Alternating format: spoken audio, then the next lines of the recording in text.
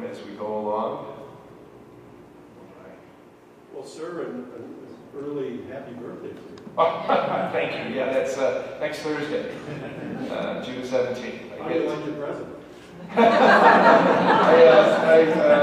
am going to Rome in June, the end of June, with Archbishop Listecki as he receives his pallium. So I may have the opportunity to thank the Holy Father in person. And your glad tidings along the way. Thanks for asking. Right now you're the designate. Does that make any difference in starting your work here? Right. Until August the 11th, I remain Bishop Designate, and all of the work, all of the heavy lifting, all of the everything that he has done in the past so well, he will continue to do, Monsignor Gillis. Yes. So Monsignor Gillis remains the faithful and true servant that he has been until August the 11th. That's when I take over. Yes, Father. Yes. Yes. Yes, please. I just want to say, I was at home this morning hanging out with my 5 children, and I did not change. This is literally what I have on this morning. My house shirt, so I think you and I will get along really well. Just wondering if you could discuss the Turkey Sex Abuse scandal, what you thought there on that. Wow, okay, well that's a very, very big issue. First and foremost, any bishop, and I myself, will begin, and it is an appropriate question and probably an important issue.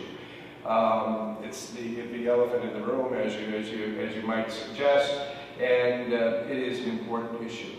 Every bishop, and I myself, cannot apologize enough for the tremendous hardship, sin, the disgrace that has come upon the church, for the sadness that has been caused to victims, and for the tremendous sadness that has come over the church because of the sex abuse scandal. And so we strive to respond to that and to the courage of the victims who have come forward and who have helped us to identify the issue and to move more solidly into the resolution of the problem.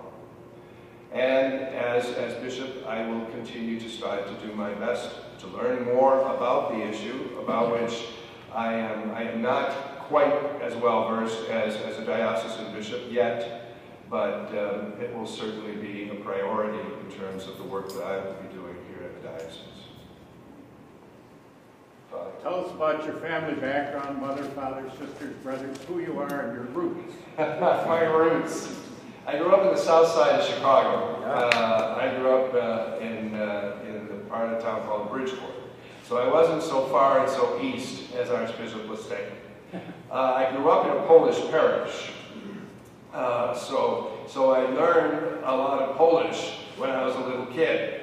And we used to sing Polish carols, we used to sing Polish songs, say Polish prayers every morning. And so I went through 8 years of grade school. I started out, as a matter of fact, in the Lithuanian school. And after I finished kindergarten, the pastor told my mother that he can't go to school here because he's not Lithuanian. So I had to go 2 blocks away to go to the Polish school. And it didn't really matter that both of them were Catholic. So I tried to figure that one out. But nevertheless, 8 years at St. Mary Perpetual Help in Chicago, and I grew up in a very basic Catholic family. Mother was the stalwart as far as the faith was concerned, the practice of the faith, and continued to strive to make sure that the faith was lived and practiced in our home. As I grew up, high school then, I went to St. Mary's Preparatory Seminary, which was run by the Conventual Franciscans in Crystal Lake, Illinois. I wanted to be a priest, and this was a very good way to go ahead and to become a priest. So I went to St. Mary's Preparatory Seminary in Crystal Lake. After 4 years of school there, went to junior college in Chicago. Considered again, the call to priesthood. It was very solid in my life. Went back to the novitiate, and then continued my studies at Loyola University in Chicago, received a degree in radio and television communications, and then went from there to the University of Toronto, the Toronto School of Theology, St. Michael's College and the University of Toronto, and the Pontifical Institute of Legal Studies. And after completing my master's in divinity there, was ordained in Milwaukee by Archbishop Cousins. And let me see, after 1 year in Milwaukee, went back to Chicago to be vocation director, and from Chicago down to Peoria, Illinois for 10 years, back up to Milwaukee in 1994 to be rector of the Basilica of St. Josaphat, and pastor of that parish, and left there in 2005, and at the request of then Archbishop Dolan of Milwaukee, went to the Pontifical North American College in Rome, where I assumed duties as a spiritual director. And in 2007, received a phone call from Cardinal Ray one morning, and as I was on the telephone with my dear friend Father Robert Joseph, who has accompanied me to this event in my life, I received a telephone call from Cardinal Ray telling me that the Holy Father had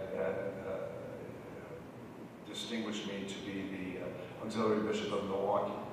Served there for the past 2.5 years, and until Memorial Day, got the call from Archbishop Sambi saying, come here to La Crosse.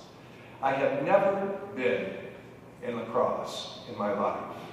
I have never been in the city of La Crosse. I've been in the diocese because I've kind of gone through on my way to the cities. But I've never been in the city of La Crosse. It's beautiful. I love it. I love it very, very much.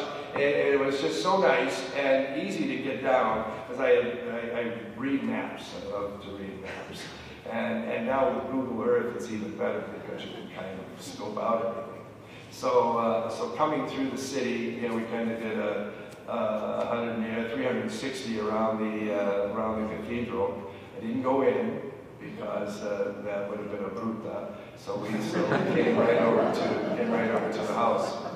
But it's wonderful. So that kind of gives you the whole scope and breadth. I have 2 older sisters, 1 older brother. I am the youngest in the family of 4. And it's magnificent. We have a good family, and sibling rivalries and all kinds of stuff that go on. But I know that my sisters and my brother are just kind of at home going, so.